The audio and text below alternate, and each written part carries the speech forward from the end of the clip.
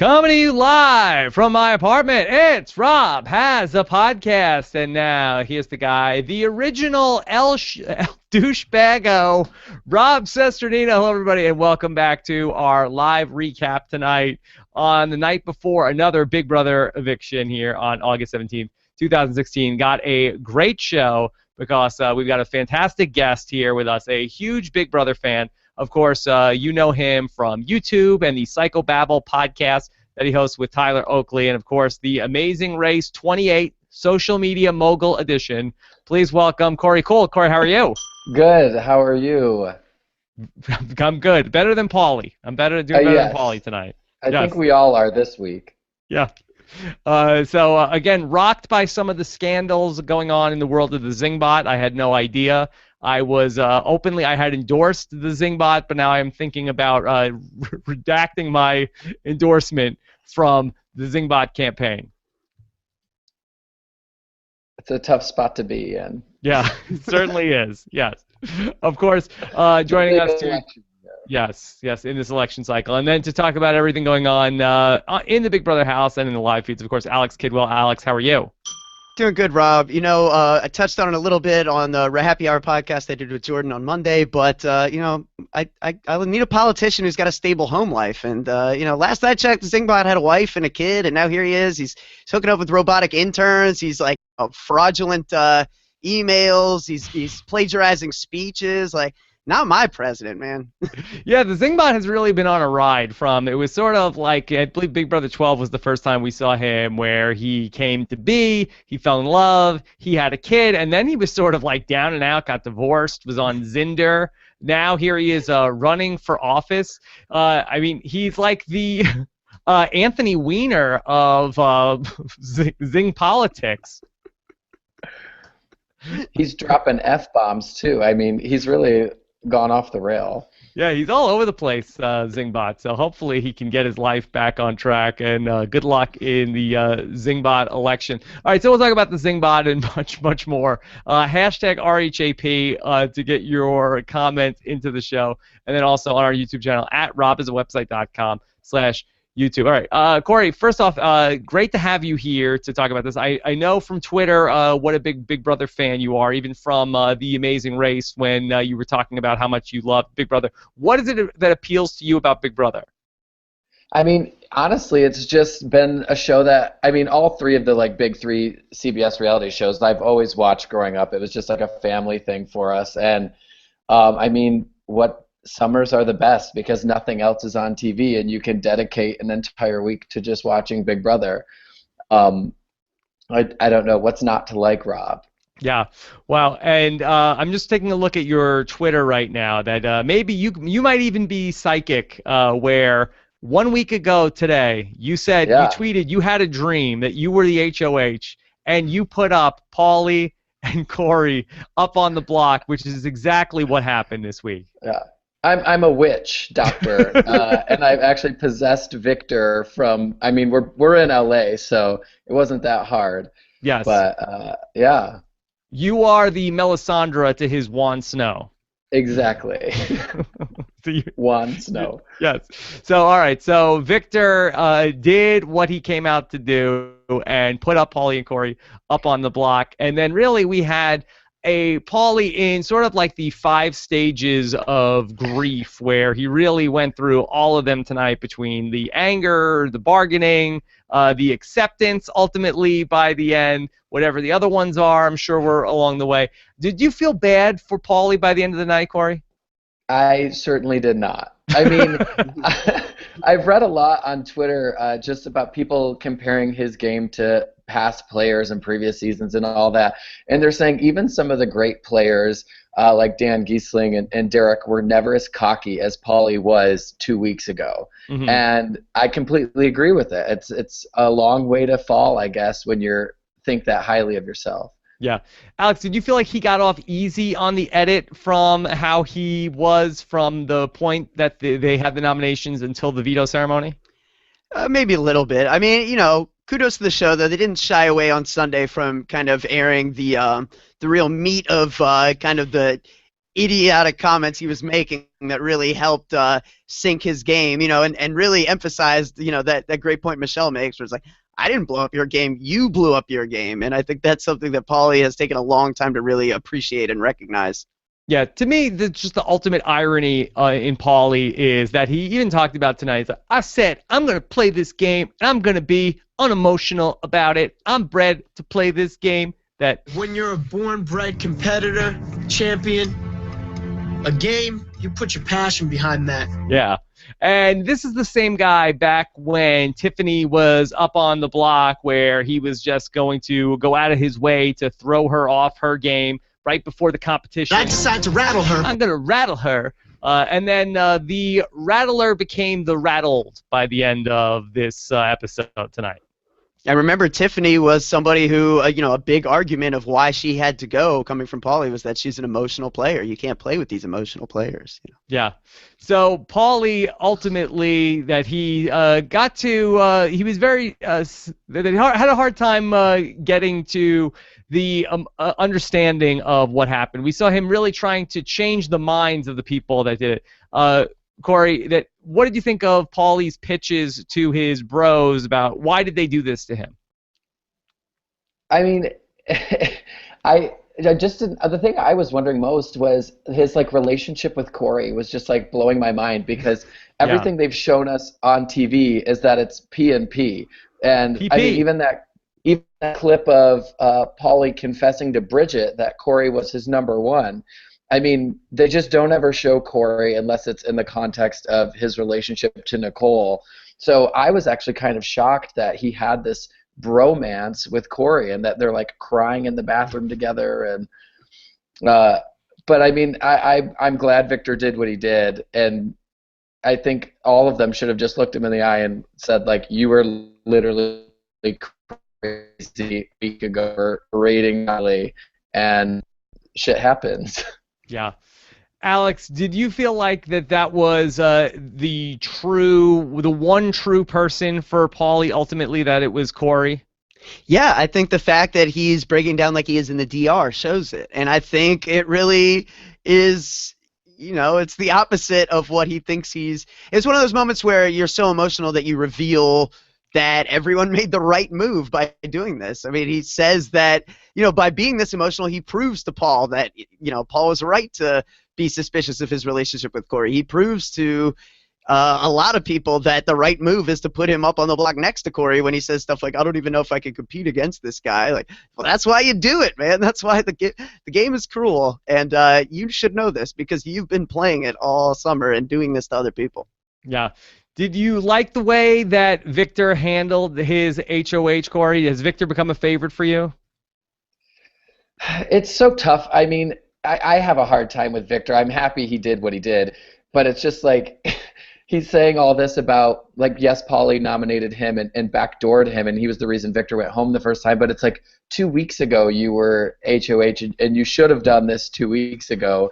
And it's now he's bringing up I never forget, and it's you should have taken this shot 2 weeks ago if that was truly your intention. It's yeah, I feel totally forgot. Yeah, Victor just needs, someone to tell him what to do, and I think Paul's doing a good job of being that person. Yeah, absolutely. I'm not sure if the TV show ever did justice, Alex, to the amount of work that Paul had to put into getting Victor to make these nominations. Could you just speak a little bit to that point of what Paul was doing basically from Thursday evening until the nominations? Yeah, I think we saw a little microcosm of the conversation on Sunday night. That was a good representative example of it, where Victor is kind of saying man, I don't know, I'm gonna get all this blood on my hands. Why don't we just play it safe, nominate 2 of these girls? And Paul's like, dude, no, this is the week. It has to be done. If you didn't want to make the move, you should have thrown the HOH to me when it was down to the 2 of us. It has to happen this week, regardless of who's making the move. This is the play. And Victor basically eventually just, all right, man, just Paul wears you down over time, and Victor's certainly reciprocative to Paul's ideas in this game because, like Korey talked about, he's logical, he's rational, and he can carry out a plan, but he kind of does need someone to point him in the right direction before he can do anything here. Korey, are you enjoying Paul this season? Are you enjoying the catchphrases? You're enjoying the friendship? Paul, I am team friendship all the way. Oh! And Paul was actually one of my favorite players right from the like from most of America. But I was gonna say, yeah, I think even one of the first things I tweeted about this season was that I was rooting for him, and I think he's been playing a great game this summer.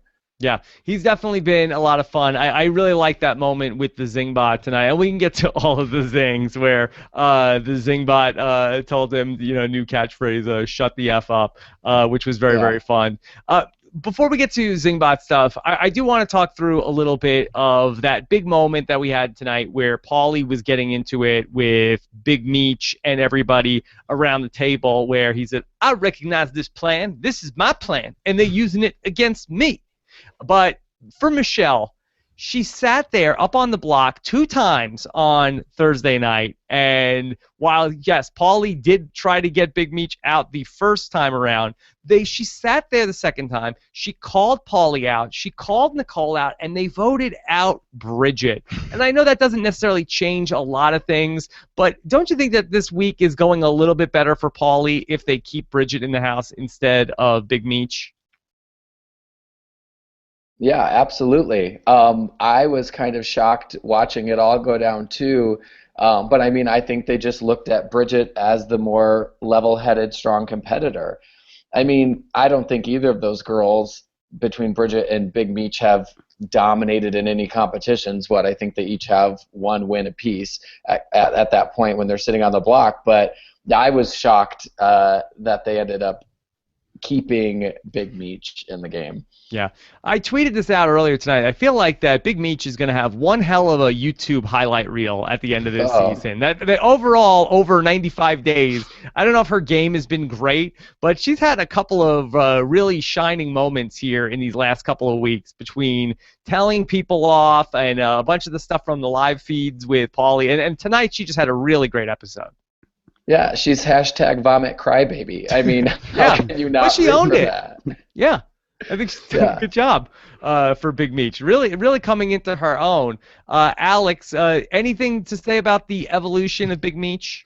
Yeah, I love it. I really, really like what I'm seeing from Michelle now. She's one of my favorite people in the house now, and it's crazy to me to hear myself saying that because week 2, week 3, all I was doing is criticizing her for being standoffish and mean and not really playing the game despite her, super fan status. So I don't know if it's something about kind of this idea in Big Brother where it's like you don't want to get your feet wet because you don't want to rock the boat, but then as soon as somebody has like your toes to the fire, it's like, all right, well, now I know what this pain is, and it can't get any worse than that, right? So once you've been in that spot where you're kind of staring your own life in the game in the face and you're able to survive it, now it's like what she has to be afraid of. You know what I mean? She can kind of like operate with a little bit of impunity in this game with the knowledge that like, well, I called out everyone there is to call out and I'm still here. So yeah, Korey, it's so ironic to me because we have where you had Paulie was so powerful a week ago, and I was saying here on the show, like, why is the most powerful player in the game spending all this political capital to get out somebody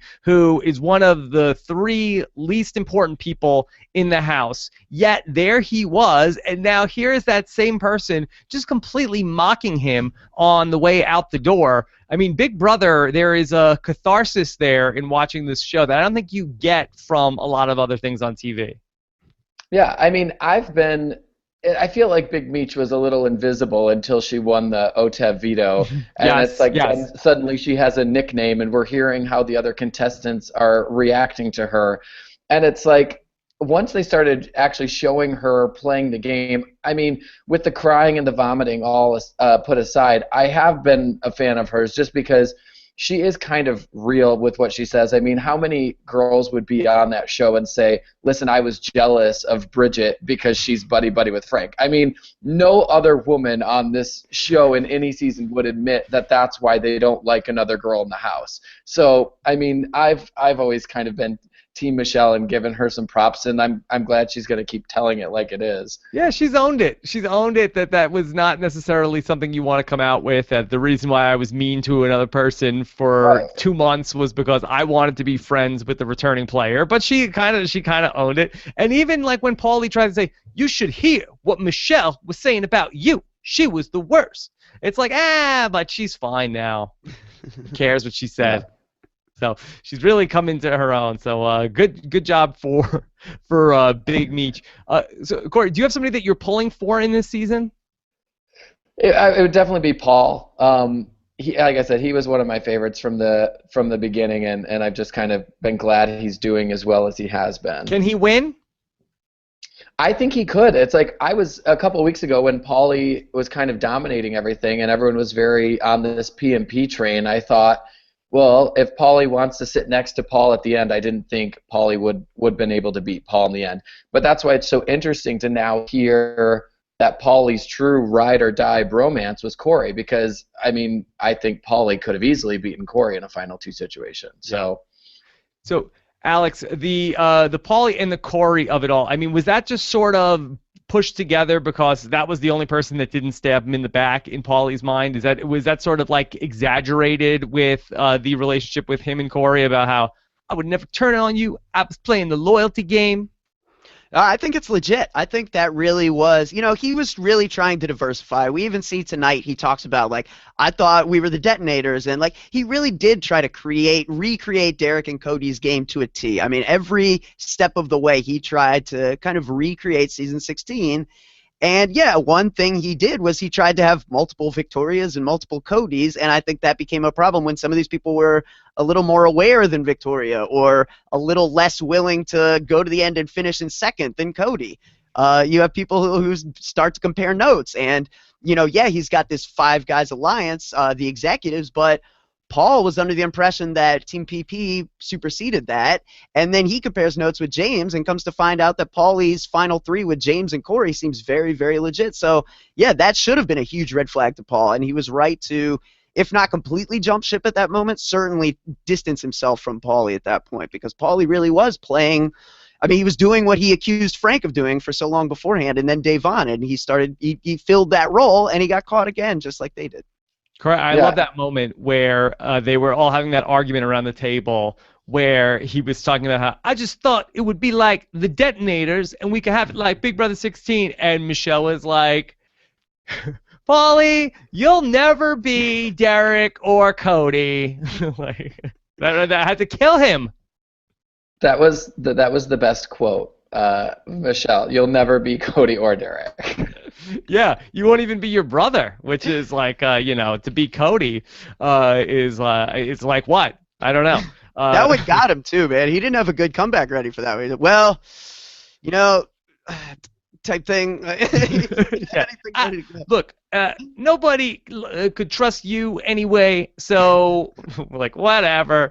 And then she's like doing like behind his back, like game's exploding. Oh, it's great. It's great.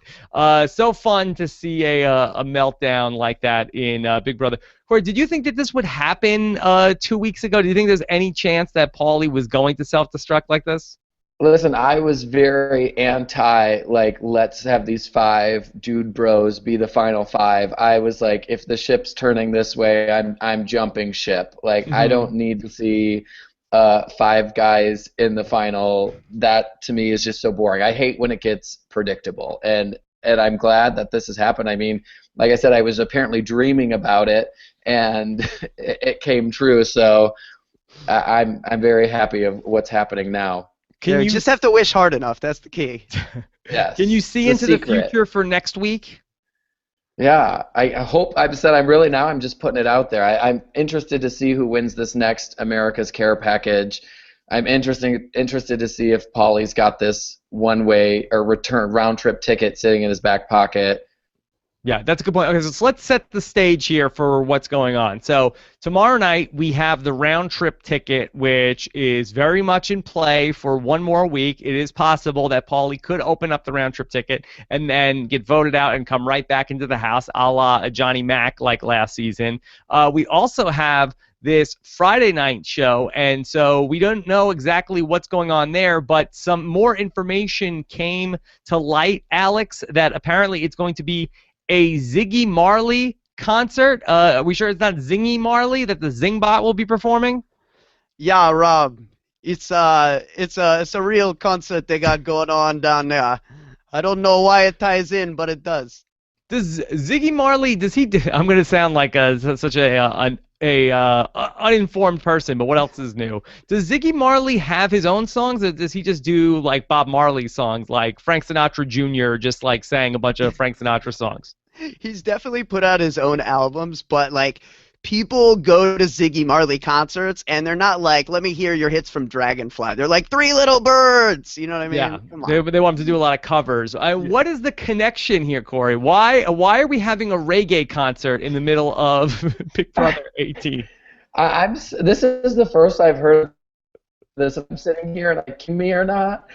We're not joking. No, this is Friday's episode, I think. Do I need to tweet at the Chen bot to like figure out what is happening? I don't know if she knows. I don't know.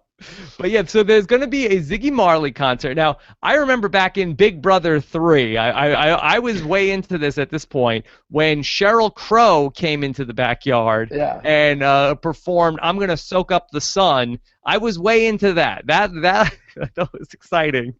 I think it was even on the feeds at the time of like what's going on. Is Sheryl Crow really going in the backyard? Because she was like a big deal at the time. It wasn't like Sheryl Crow now or anything. With all due respect to the great Sheryl Crow, but it was like she had that was like a big song that summer in 2001. But why now, Alex?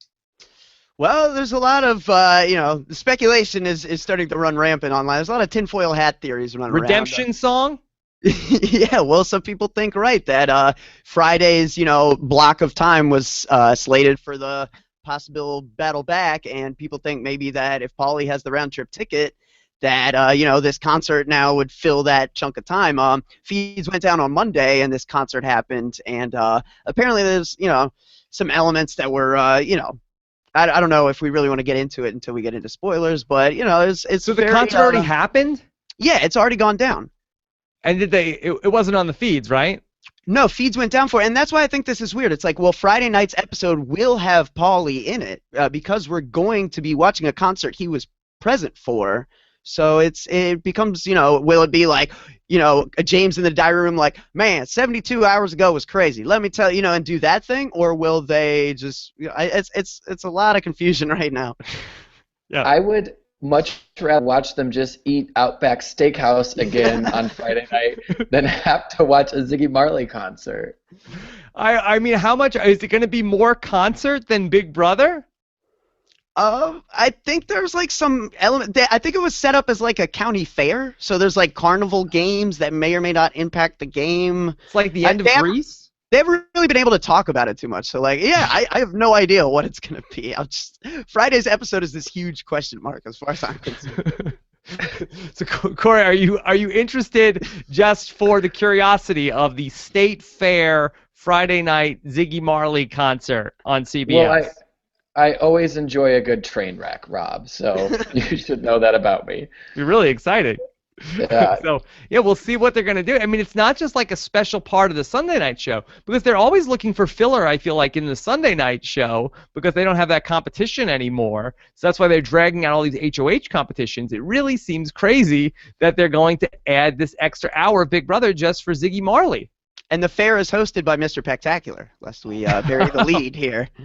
Yes. I saw he was getting into it with William Shatner about his return to Big Brother. Apparently, William Shatner was very closely following Mr. Spectacular. How about that? Yes, yeah.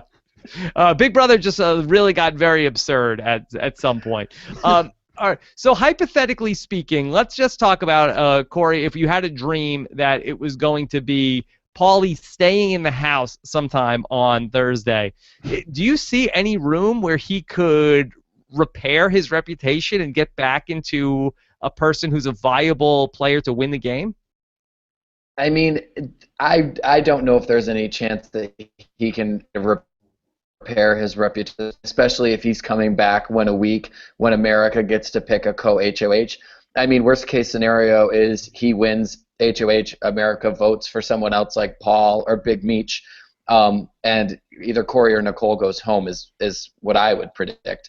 And then I think he's just going to be treading water as long as he can, which I wouldn't think would be very long, unless he can win out. But Yeah, and of course the other big thing of that Korey alluded to is this next care package, which is going to allow one person to be the co-HOH that America is going to vote for. This isn't Canada. We're not giving somebody a full HOH. We're just getting them to have a half HOH here with this care package. And so they get to pick one nominee, I guess, and then they're also safe from the block.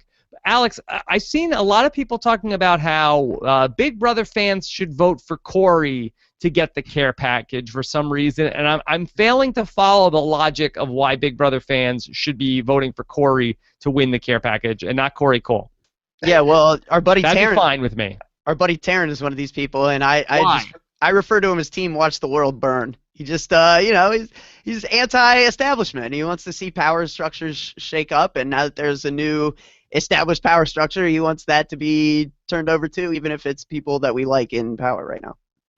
So, because we want to see Nicole and Korey do like farewell in the game. It's more about upheaval than who the upheaval affects. I think it's just the idea of constant, the game being in constant flux. I mean, wouldn't Nicole and Korey on the block against each other, trying to both fight to stay in the house? Whatever happened to that? Hey, I agree. I mean, I'm not, I'm just, I'm saying what people think. I'm not advocating the position by any means. Korey, do you have any interest in your namesake winning the America's Care package? No, I would. That's a big no for Korey winning anything from here on out, other than Nicole's heart, I guess. Yeah. No! So, yeah, no, that's not what we want. I don't get it. I don't know why people are so, like, we're really, like, trying to fix this to have, like, it would be the biggest shakeup. But sure, I guess it's exciting, but it's not what we want to happen.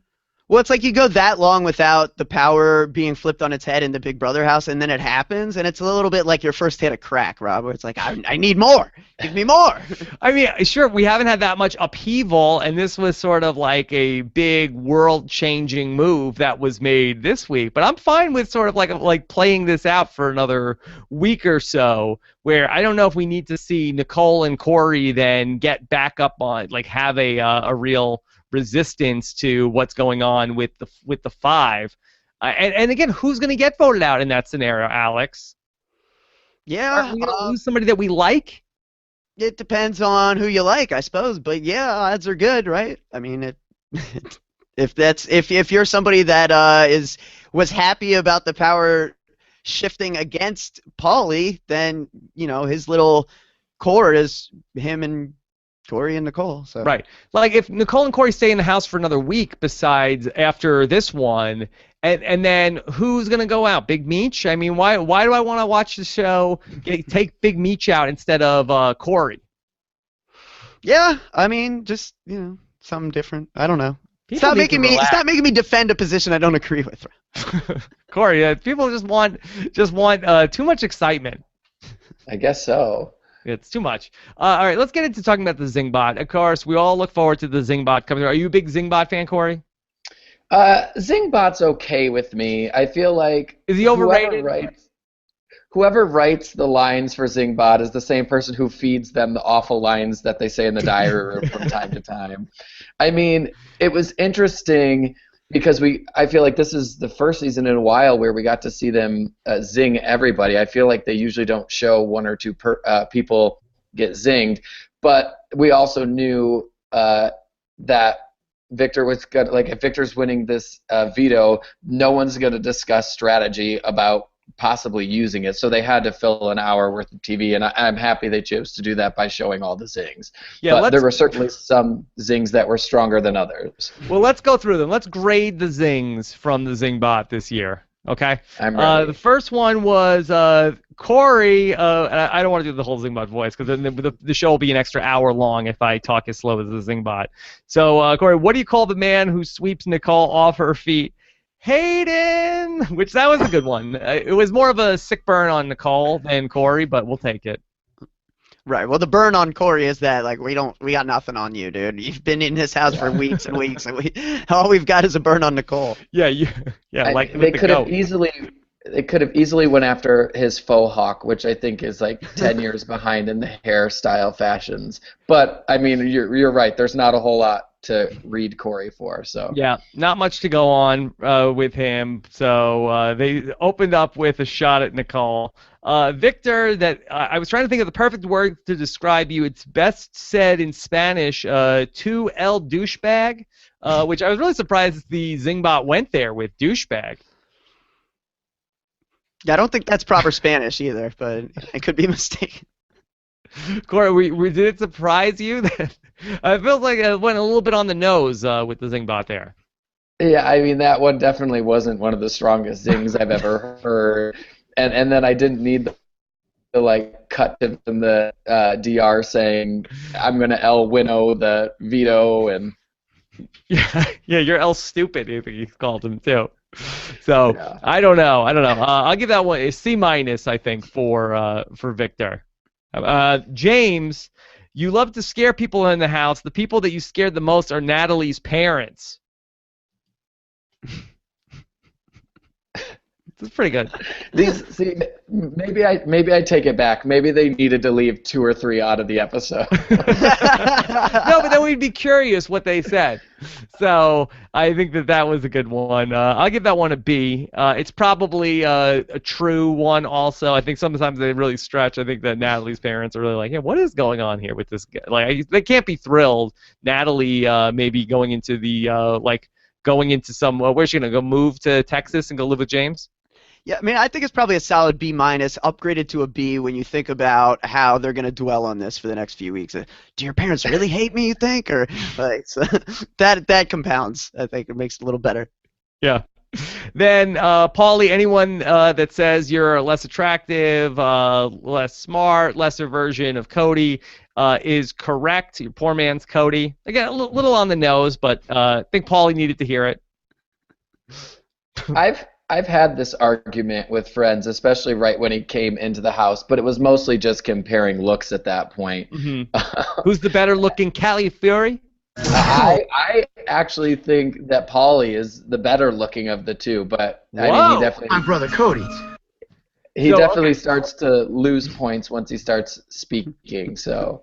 What about once he gets the Paul haircut? No, wasn't a fan. Okay, so what do you say? So after seeing now Paulie for 8 weeks in the house, you still say Paulie the better looking Cali Fury? Absolutely. Okay. If he would just stand there and keep his mouth shut. So is it more? Is there something that you don't like about my brother Cody? My brother Cody. They're both very good-looking gentlemen. Yeah. Yeah. Okay. Then, big news. I have a Big Brother baby announcement. This one was sort of telegraphed the whole way. It sleeps all day, cries all night. It doesn't stop throwing up. It's Big Meech. What do you think of the Big Meech zing? You're nodding. This was one of my favorite ones. Yeah. Yeah. Yeah. She loved it though. She was so happy. Alex, should people embrace their zings? Yeah, well, yeah, I mean, what's the alternative? She runs away and cries again? Like, this is better. Okay. Like I said, she coined herself vomit crybaby. So I mean, that was the best part, was her reaction in the DR. Yeah, it was definitely the joke was in the same rubric as I remember Andy Herron's zing was, like it's pale, it floats around, and it's a ghost in the house. Yeah. Oh, it's Andy. Yeah. The formula, I think, is getting a little predictable, maybe. Korey, you coined many a hashtag on The Amazing Race. What did you think of the self-inflicted hashtag vomit crybaby from Big Meech? That's like a 10 point or 10 stars or whatever you want to give it. It's no bloaty. Yeah. No bloaty. But I'll take a vomit crybaby hashtag any day of the week. That's one of those hashtags you throw out there, and it's good enough to become like an episode title in The Amazing Race. Like, I guess I'm the vomit crybaby this year, and that's like the name of the episode now. I could see that. All right, so here's the one I think it was probably the biggest head scratcher of the night. Natalie, we know you're not the brightest bulb, but what you lack in smarts, you make up for in armpit hair. This is like when you ever watch like the Match Game and they have like a bad answer. It's like that naive Natalie. We know she's not the brightest bulb, but what she lacks in smarts, she makes up for in blank. And everybody's like, okay, all right. We're going with some sort of comment like a Califiore might come up with, and armpit hair. Show me armpit hair. Yeah.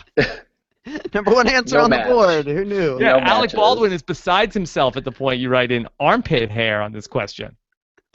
Who knew? I thought they were gonna.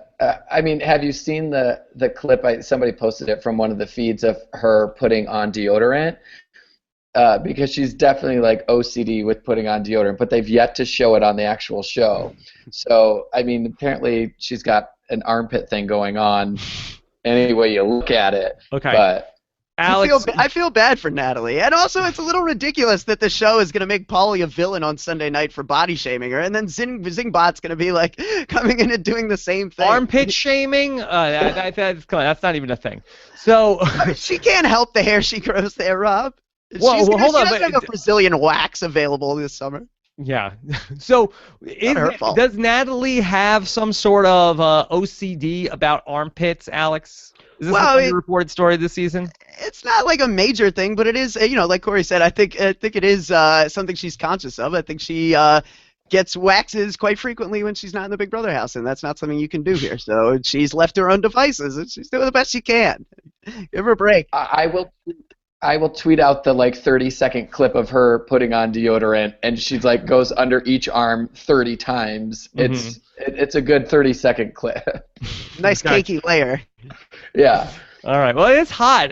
It's been a very hot summer in the Big Brother house. Maybe she's worried that James might be offended. I don't think he will be. I don't think she has to worry. All right. Then Nicole, watching you on BB16 was a little tough. You threw your game away for a showmance. You were terrible in comps. You had no chance of winning it all. No, that's this season. That's like the Honest Trailers joke of it's this, and this. Oh, wait, that's the last one. Yeah. So that's what That was Nicole pretty got. Pretty good, except, Korey, does this bother you that they tell her that she's throwing her game away for a showmance? No, I mean, I think I felt like I had tweeted word for word what Zingbot said at one point. I thought he was just reading one of the tweets I sent out a few weeks ago. Yeah, they just put one of your tweets up on the bottom of the screen that you were tweeting during the episode? I think so. And I get what you're saying, Rob. Was like, is this the kind of thing that might make her like wake up and realize she needs to course correct in her game? Like, oh wait, I'm being an idiot. But that never happens. We see Zingbot drop these kinds of things from time to time, and people just like do this mental gymnastics where they're like, that was mean, but that's not what's really going on here. You know what I mean? And they're able to like tell themselves that like, oh, they're just picking on me, but like this is different. This isn't like last time at all or whatever. So it's. I don't feel like she didn't like it, but I don't think she accepts that that's reality. But I do think that it frames the conversation about the person where maybe the person themselves, like Nicole, isn't going to change her game up, but I do think that it changes the way people perceive her in the house, because I think that they start talking about Nicole, they're like, oh, she's not really playing that good game, or she really sucks at competitions, and she threw her game away for a showmance just like last season. I don't like it when the Zingbot talks about the perception of the person. I feel like they should rather stick with the personal attacks, Zingbot. That's what we're paying you for. We don't need the podcast commentary. Yeah, don't take my job, Zingbot. That's right. That's right. All right. And then, of course, the Paul with the catchphrases of here's a new catchphrase, shut the F up. And that was like the Zingbot, like, drop the mic after that one, Korey.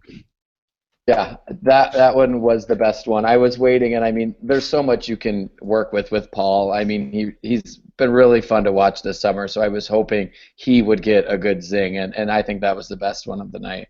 Yeah, and Zingbot dropping a hard F in the Big Brother house. I'm sure that killed in the room as well. I think that's really good. But what I don't like about the Zingbot is that I feel like he does his thing, and then he goes in the backyard, and then he's like really like, then he's like completely quiet, like he's like turned off whenever they have those competitions. Then they've plugged him in, and he's recharging. Yeah. Yeah, and then Natalie has to host. It's like he's standing right there. Why can't he just continue hosting and carry, to finish your job? Korey, what did you think of all these scandals the Zingbot is involved in? I guess it's what you were saying earlier. I mean, I was thinking of classic Zingbot too. I mean, it was so romantic. He got married. He had a child. He was doing everything traditionally right, I guess is what they would say. And I mean, now he's wrapped in all these scandals and yeah, dropping F-bombs and calling people douchebags. So, I mean, he's really trying to appeal to America for America's vote. Yeah. In the election, I mean. Yeah, I wonder if the winds have changed the way they're blowing. Yeah.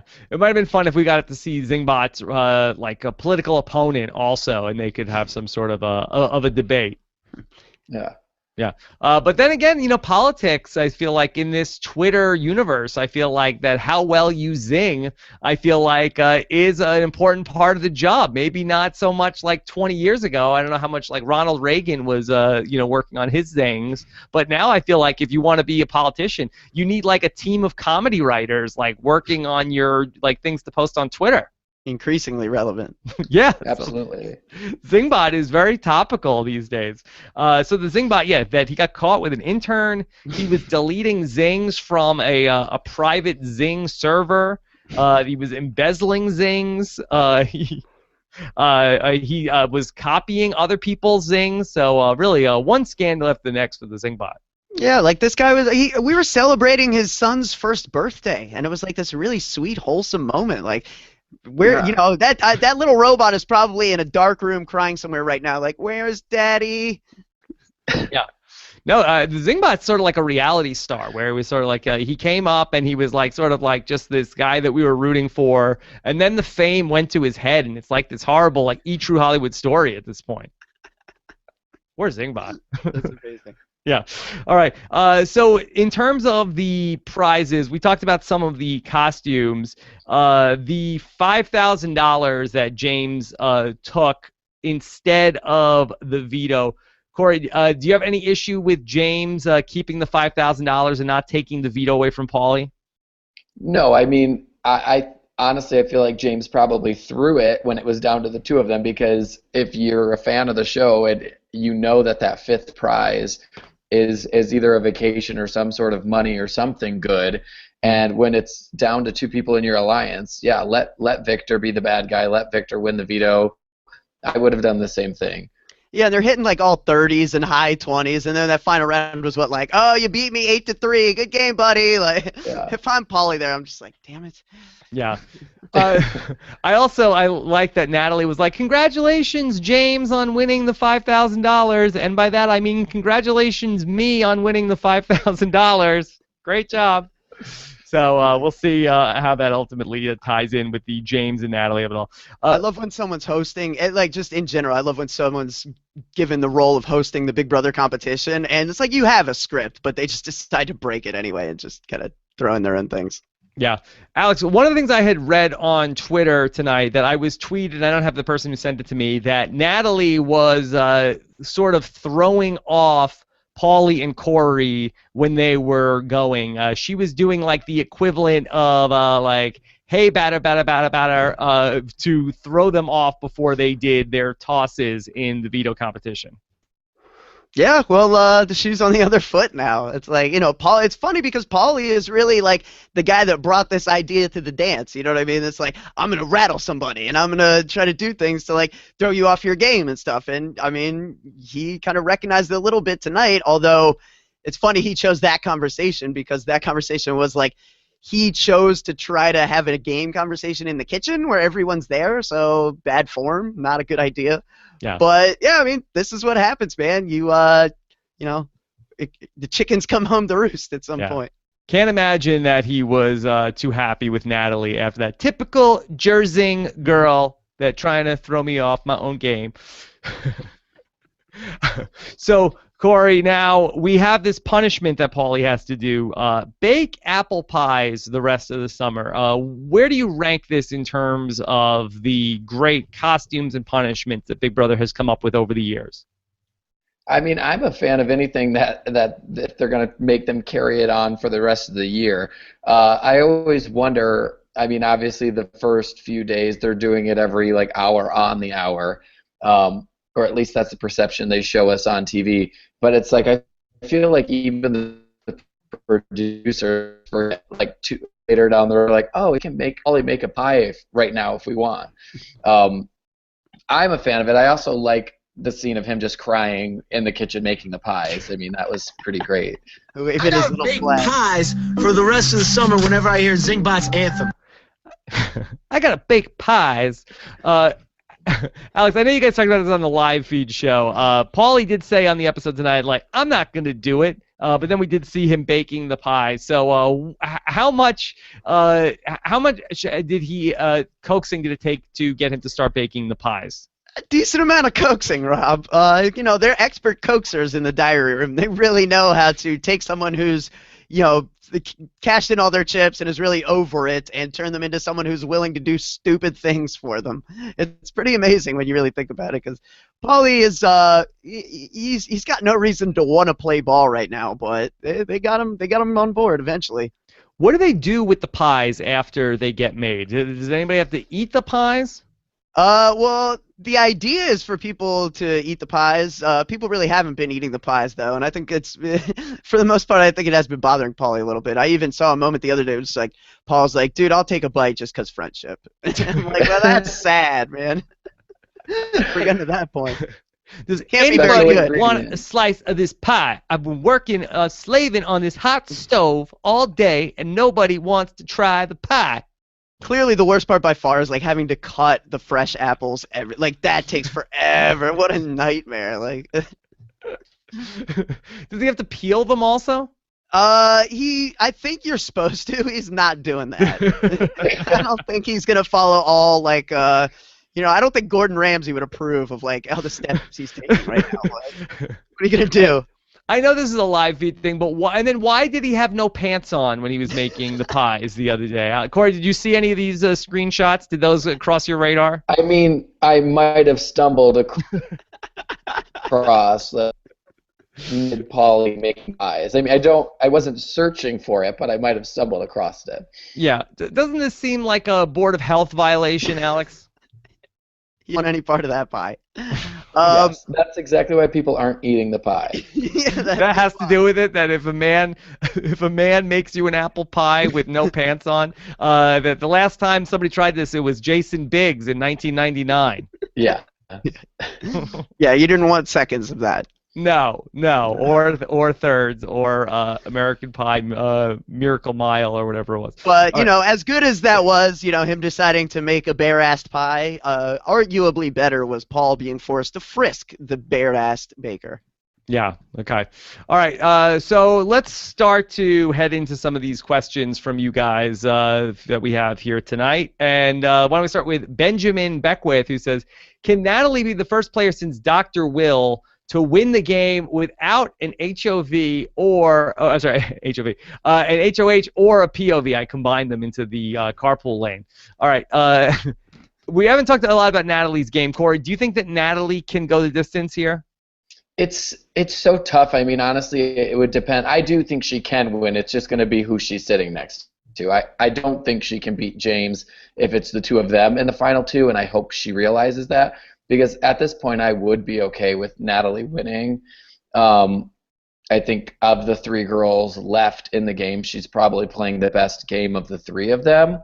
But it's going to be, she's going to have to make some big moves, and it's all going to depend on who she wants to take to sit next to her. Yeah, Alex, I feel like we haven't explored this too much on the show, the James and Natalie final two. Do you see it the same way, that it's the old Big Brother trope of if a man and a woman get to the finals together, the jury's going to vote for the man? Probably, although I think that this isn't necessarily that cut and dry. I think James being a returning player plays a role. I think James having a pre-existing relationship with Devon and maybe some of these jurors is a factor. You know, like James knew Derek and Derek knew Paulie. Like there's elements here that take it beyond gender, but I think it probably would go that way. It's frustrating because I, you know, no doubt in my mind, Natalie has played a superior game to James up to this point, but James has had more opportunities thrown at him. More people have wanted to work with him since the beginning of the game. Natalie's had to, basically every opportunity that's come Natalie's way, including the showmance with James, she's had to kind of create for herself in this game. But are we forgetting that if Natalie says to James, "Hey, I'll go out with you if you let me win," and then James begs the jury to all vote for Natalie to win the game, did we forget that? I want second place, y'all. That's Texas code. Yeah. I Yeah. came for second, and that's what I'm gonna do. Is I'm gonna leave with second. Yeah. Korey, do you think that he would throw the competition, or at least throw the final tribal counts or the final jury vote? Gosh, I mean, I hadn't considered that. I mean, I would be okay with that if a girl ends up winning, I guess. I guess so. Sure. I think Natalie would be a great winner, but yeah, it is right. It's the path to get there in such a way that she doesn't, make enemies, and then also have people respect her game at the end, and then be sitting there with someone who's not like, I mean, even though she's played a better game, it's like, the Nicoles, the Jameses, some of these people have like just extenuating things that could come up if they were to get to final two. Could you imagine the pressure, though, in that final two, Korey? That would be like a 3 deodorant day. It would be more than 30 seconds worth of application for sure. Could be the whole first hour of the live finale. Okay, Yeah. let's take one from Wesley Lester, who says, assuming Paulie goes home and we have a jury buyback, who would be the one to cause up the most drama or shake up the house to return? So, all right, I guess, is this including Paulie in this question, Alex, do you think? I think so, and I feel like he's probably the answer. I mean, nobody else. I guess Davon is a close Davon second. could be a wild card, but Davon could be a wild card. Bridget's certainly not going to come in and just like tear the house down. Korey, are you rooting for anybody to come back? I'm not. I mean, I guess I would be okay with Davon coming back if we had to have a jury buyback situation.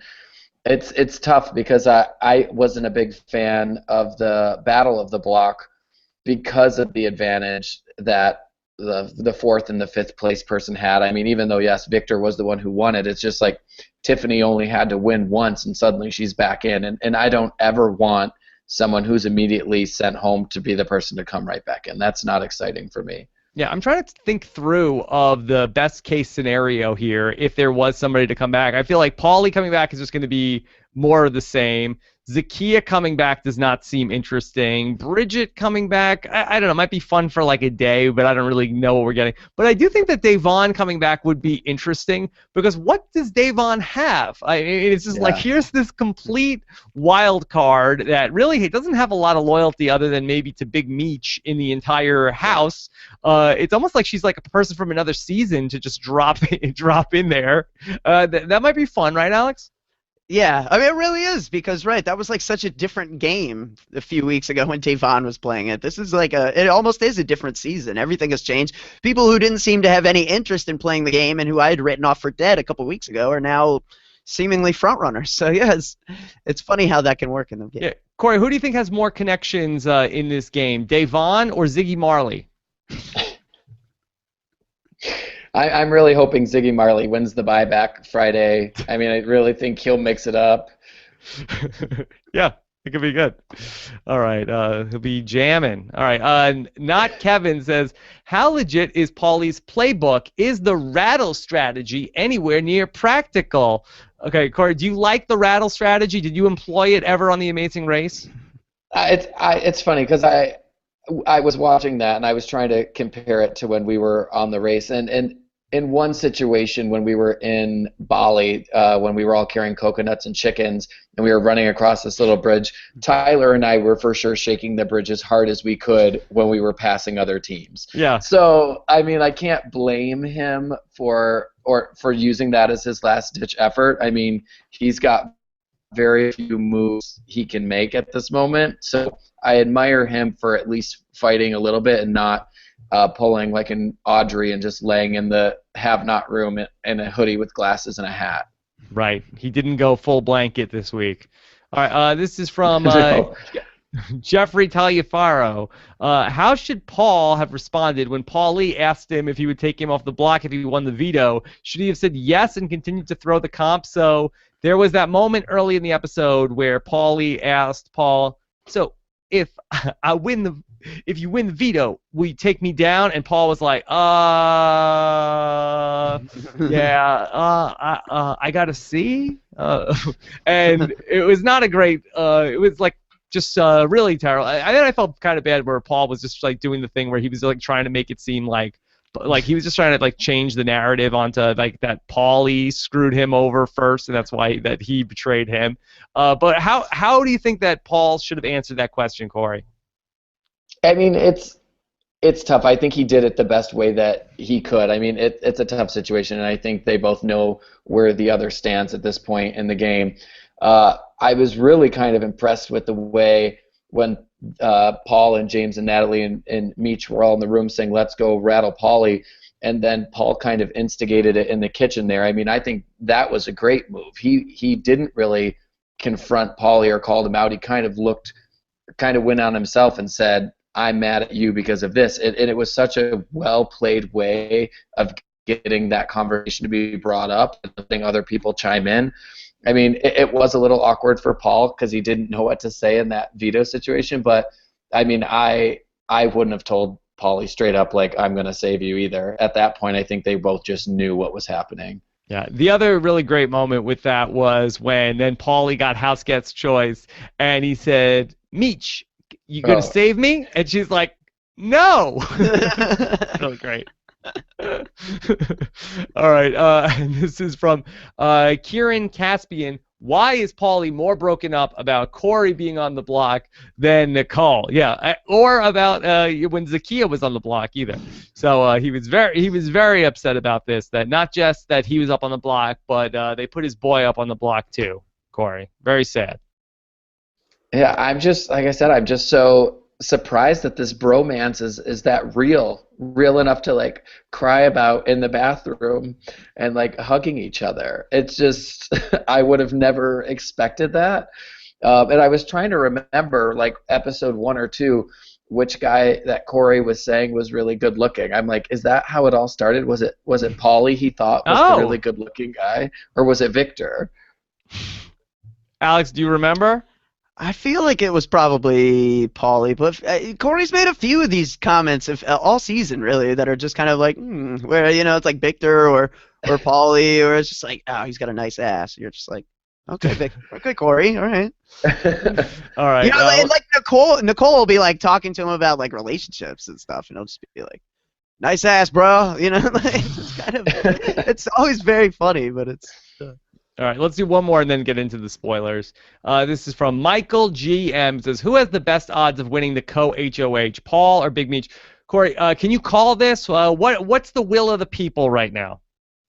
It's funny, I was really dead set thinking that Paul had this like co-HOH in the bag, and then I was starting to talk to some of my friends this week who are also like super fans of the show, and they're kind of in that group of people with the tides turning, kind of rooting for Big Meech in this moment. And I would honestly be happy with either of them doing it. I think it would be a shock to the rest of the house guests if Big Meech came out with this America's Care package. So part of me is like, that would be a more interesting way to go. And I kind of wonder if it would hurt Paul's game at all to win this America's Care package. So I would be fine with either. But I was kind of surprised this week, too, when some of my friends were saying that they were voting for Big Meech for this one. Okay. Alex, I saw you tweet in the chat or post in the chat room that you think it'll be Victor. Is that who you're rooting for, or you think that Victor has a good shot to get this? Well, everything I've seen seems to, like the polls that I've seen, and obviously you take those with a grain of salt because they're, every poll that's out there really is a very small percentage relative to the number of people that are going on CBS.com to vote, let alone the fact that everyone gets 20 votes a day on there. But I think I've seen a lot of sites endorsing Victor. I know we talked about it on the podcast a bit, and most polls seem to favor him. I think, a lot of the reason there is that people are thinking, well, if we vote for Michelle, we vote for Paul, we're splitting the votes. One of them wins. If one of them wins HOH, then it goes to the next person down the list. Before you know it, it could end up in Korey's hands somehow. So Victor is a safe bet because Victor won't even be playing in the HOH competition coming off of HOH. So he can't win HOH. So the co-HOH is always going to be available for Victor. Well, I don't want to sound too much like the Zingbot, but I'm going to say ignore those crooked polls. The polls are lying to you. Paul is going to get the the care package this week. It goes by what the TV viewers are seeing between that clip when he was dancing around with the floaty around, not the bloaty, with the floaty around in the diary room, to tonight when he was going through everything with the red alert over and over and over again. Then he is going to be the person who is going to get the care package from America. Yes. Yes.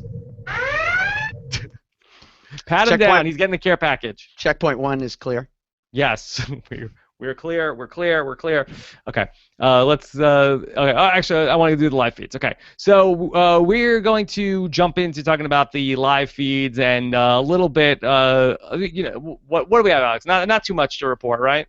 Nah, just hang in there. Don't go anywhere. We're gonna do the live feeds right now and talk about what's going to be coming up for the Thursday show. If you're jumping out here now, Allie Lasher joins us tomorrow night with Brent Walgamot to talk about the live eviction show. Be sure to check your local listings. A lot of CBS preseason football happening on Thursday night, so make sure that your DVR is set in case you're not watching live, or if you're planning on watching live, just make sure there's going to be a Big Brother on live to watch. And without further ado, let's get into the spoilers. The Office of Civil Defense has issued the following message. This is a spoiler. Warning. A spoiler. Warning means that an actual spoiler against this country has been detected, and that protective action should be taken. I'm gonna make an apple pie out of the taboo buzzer. Hold on, let me peel it, core it. Okay, put that in the cry on it. Oven. Yeah. Peeling is excessive, Rob. Paulie doesn't have time for that. Yeah. Look, I don't have time for peeling. I'm too busy. This is a damn good apple pie. Okay. I've got a campaign to save my life in this game. I don't have time for these pots. Yeah. Look, I was bred for this. But this is baking. So, okay. So there's something there with I was bred for this and baking bread, but I can't find it. Now his game is toast. Now Somebody tweeted that to me. I thought that was... All right. So, Alex, all right. So at this hour, what's the update here with the Paulie watch?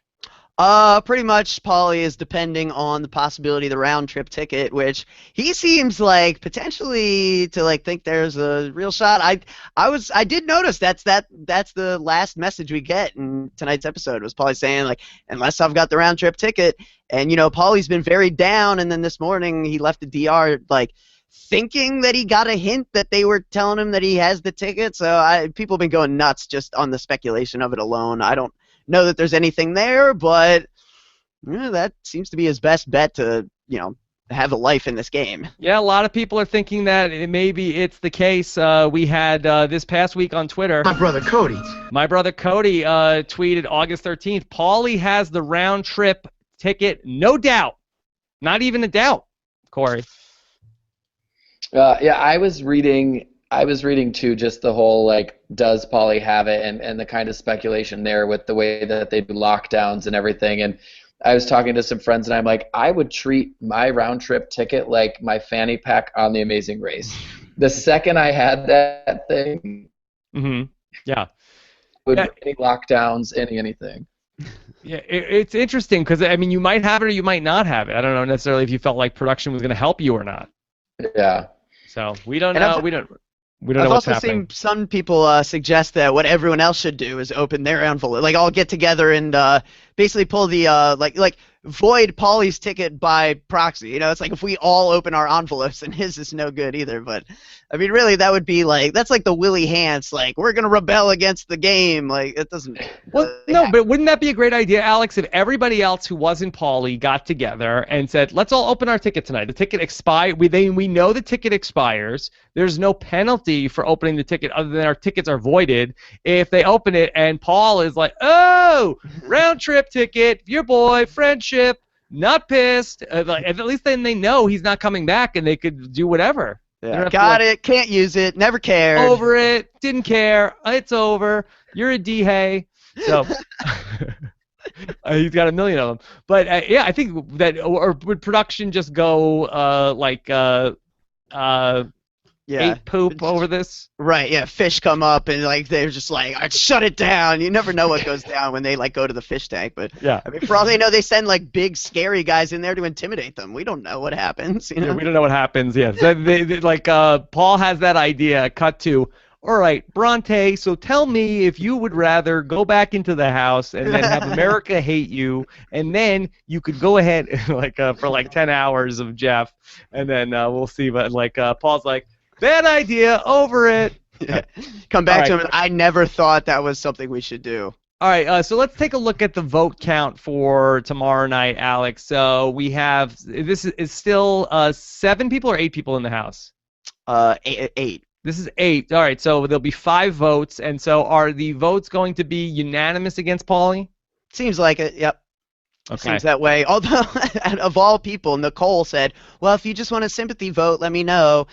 Nicole, you're voting for Korey. There's no scenario where you're not voting to keep Korey. Get out of here. Stop it. All right, so has there been any talk of the speeches? I'm sure that in true Califiore fashion, I'm sure that there is a lot of talk about, and then I'm going to say this, and then I'm going to say this, and I'll say this.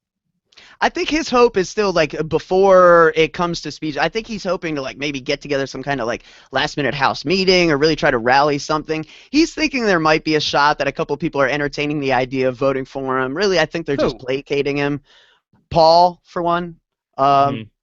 Meech, maybe, he's grasping right now. Or I think he thinks, maybe James would be, and would entertain the idea. I do think, there is a part of Paul and Victor that would like to keep him. They recognize that Nicole and Korey is a real pair, and Paulie's a bit of a free agent, even if he's a threatening free agent, that they could kind of pull in because he doesn't have anywhere else to go. But it would just, there's no way to get those votes together, I don't think. And even if there was, you would have to really, pull up Paulie and burn all your social capital in the House to make it come together. Korey, will Big Brother Korey be able to string a sentence together to tell people why they should vote to save him tomorrow night? I can't imagine that it'll be anything anything great. There haven't been a lot of great speeches that have been aired this season, if I'm being completely honest. No, it's been a rough season for the speeches. Really, Paul hasn't been. In the first couple of weeks, he was on the block every week, but now we haven't seen him on the block, so he's probably the one person that could give a good speech. We saw Tiffany gave a couple of good speeches along the way. And really, when you think about it, all Korey's best moments weren't a product of Korey himself. It was the way they edited what Korey had to say, or them adding jingle bells to him being nominated, or silly things like that. It was never a product of him himself. Yeah. Alex, anything major else going on the feeds? Or you want to take a couple more questions? Nothing too major. I think, right now it's just a question of kind of, who's going to win HOH. People are starting to kind of speculate about where this goes. Obviously, very interesting that Nicole has talked about how much she'll freak out if, something were to happen with this next care package and it were to go to basically anyone not named Korey at this point. She's talked about I couldn't see it going to Victor or Meech or Natalie or Paul or basically anyone else who's eligible. So that could be interesting. And then also just the presence of actually, I don't know where I was going. Okay. Korey, we haven't talked a lot about Nicole tonight. Do you have any strong or negative feelings about Nicole, or you're kind of indifferent to her at this point? I wasn't happy to see her back at the beginning of the year. I mean, she was one of those players that I didn't really enjoy the first time she went through. And then the fact that she came back and chose to somehow play, I think she's playing a worse game this time, because I feel like at least she won some competitions in her original season. I mean, I think they kind of feared her and called her a competition beast the first time around. And it's this time the only thing she's won was voted for. I mean, she didn't even really win that very first HOH. They just kind of picked her to have it of the 3 people. So she is definitely an interesting one. I'm not really rooting for her to win.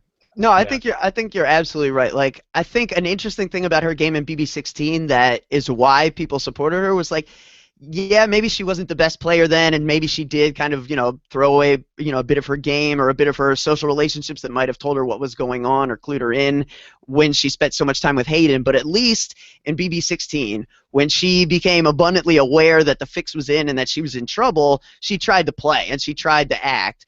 And we saw on tonight's episode, she's standing in the kitchen when these 5 guys are talking about their 5 bros to the end deal. And, like, does she walk in the back room and say, like, well, I guess they had an alliance? Yeah, but does she care? No. All she's like is, I can't believe Korey's up there. This sucks. Like, it's really discouraging. So, yeah, I was a little worried that this was going to turn into like a when Jordan won her season, it's like they got clipped from their partner and then just kind of made their way to the end and ended up winning. I'm like really praying that doesn't happen with Nicole this season, because I just don't think she's played a well enough game this deep into the season. Alex, so in terms of Korey and Nicole, where are they going after this eviction? Let's presume Paulie goes out and then he doesn't come right back in on Thursday, Friday. So what's their next move? Are they trying to pair back up with James and Natalie? Yeah, well, it's interesting. Oh, go ahead. Go ahead. I was just going to say, yeah, I think, just more than anything by default. It's like they never really had any kind of real working relationship, at least as a Nicole-Korey duo with the Pauls or the Victors. If anything, they always talk about how Victor is an annoying third wheel for their relationship, that he likes to come in and mess with them. So, no, I mean, like, Korey's friendship with James that goes back to Paulie bringing those 3 guys together, I think, is what he's going to fall back on, because that's what he knows. Yeah. Korey, do you see a major problem for Victor and Paul coming out of this week? I really don't, maybe for Victor, but not so much Paul. Like, even if Paulie has the round trip ticket and comes back in, and one of those guys, or Korey, Nicole, or Paulie ends up with the HOH, I honestly feel like they would target James and Victor before Paul. I think Paul and Big Meech are both in a really good position at this point, because there's so few people, you have to just go after those pairs. And Paul's doing a very good job of playing everyone, and I think Meech by default's kind of in that similar place too. Yeah, I can definitely see Nicole and Korey wanting to get Victor out for sure. And I think that Michelle is actually in a position where she could ingratiate herself back to Nicole, because Nicole really doesn't have anyone to go to either. She just needs to get off of this. Like, it's funny because Michelle, when she had this. It's a bit like the Bridget thing, only with Bridget, she wouldn't talk to her, and then she was kind of like making fun of her. With Nicole, they're hanging out together. They're the only 2 have-nots, so they're kind of forced to hang out together. But, like, even when they're spending time together, she's, like, making jokes about how she called her a snake and stuff. Like, it's not, like, she could be doing a little bit better to, like, just smooth it over. All right. So that's going to pretty much be it for tonight. Anything else that you guys wanted to touch on with tonight's episode before we get to the eviction tomorrow? I was surprised. Went through the whole video and nobody brought up Paulie reading the clue as a Patriot trad. Trad, yeah. Yeah. The Zingbot wanted to do over after that one. Yeah. All right. That was great. I think we talked about it a little bit, but it needs to be really emphasized going into this next week. That care package, that co-HOH care package, is going to be so pivotal, because Korey and Nicole, I mean, one of those people could win HOH, and very easily their showmance is going out the door regardless of what they think is going on. And then, correct me if I'm wrong, then the 5th care package is kind of lame. It's a $5,000 check to bribe people with, Alex? Yeah, it's like money, in-game currency that has to be used that week. It's very, very limited in terms of its the ramifications. Korey, do you think that's going to sway anybody of like, hey, here's $5,000 to do something for me? Well, the funny thing is, when I read that, I was wondering if it's like contractually obligated by the show. Like, if they said, hey, James, here's $5,000, vote for me to stay, is James allowed to say, okay, I'm going to take the money and then go back on his word? Or are the producers like holding them to agree to for this bribe? I got to think they'd let the proverbial Survivor Fiji truck scenario happen if it were to happen, where the promise is, like, that's good TV. How could you deny the promise? Right. Now man disagrees. Well, it's bad, personal psychology for those involved, but it is good TV. Okay. Yeah. Korey, can you tell me a little bit about Big Sister? Yeah. So I was going to say, actually, when we went through casting for The Amazing Race, I had told all the casting people that I did like a Big Brother style game for my 30th birthday, which was last year, and they were all like super excited because they wanted fans of these shows to actually be cast, even though they were doing this like social media season. And I think they did a very good job of casting those people. As I've said at the beginning, I've always been a fan of the Big Three, and like a friend of a friend invited me to kind of play again over the summer. So we did it over like a 3-day weekend back in June and filmed the whole thing, and it's got YouTube episodes going up weekly, and it's just like the show. They've kind of changed some of the terms, I think, just for legal purposes, but it's essentially Big Brother, and they did a great job of quote-unquote casting it, because it was all like friends of friends. So it was just like the game. We were all pretty much strangers going in. Mm-hmm. Nice. And this is just something that you were one of the contestants on? Yeah, so I competed just like being on the show, I guess. And there were like 12 of us and invited to be in this house in Big Bear, California, and they said go, and it was just like Big Brother. So Okay. What's the YouTube channel? How can we find this? If you just look up Reality Revamp TV on YouTube, it's there. And there were 4 episodes in. They've been putting it up weekly, like Tuesday nights. And we're 4 episodes in, and I think there will be like 8 or 9 episodes total. And Awesome. you were the Messiah of the house in Big I Sister? guess you'll have to wait and see. You were the Jose? Yeah. Yeah. Yeah. I I would be the was- Glenn. First one out. First one out. All right. Well, Korey, thank you so much for coming on to talk about this with us. Very fun to get your take on everything. Of course, you can follow Korey on Twitter at Korey Kuhl. Anything else that in particular you want to tell people to check out? No, I was gonna say I was just thankful that you invited me. Like I said, I'm always down to chat any of these shows or any of the episodes, because I've seen them all from day one. So Okay. Are you excited about the Millennials versus the Gen Xers? I was, of course, looking at all the cast today and like reading up and watching some of the videos. I mean, I'm always excited when Survivor comes back, and I've heard great things about this upcoming season and the one next spring too that they've already filmed. So definitely looking forward to it. All right. Well, Josh Wigler and I will have our cast preview, not a cast assessment, but we're going to talk about a season preview podcast hopefully sometime in the next 24 hours. Be on the lookout for that, talking about Survivor 33. Of course, Alex Kidwell, at Alex Kidwell. Alex, anything else tonight? No. Got This a was fun hashtag? show. I see the chat room saying the Korey that doesn't suck. No. Yeah, okay. That's Korey. good. Okay, all right. I wasn't Korey sure where here. the chat room was going with this. Okay. Not Christmas Korey. That guy's yeah. clearly the Yeah, beta I like of it. the situation. The Korey that doesn't suck. Good. I don't want to get into armpit shaming or anything like that. Okay, the Korey.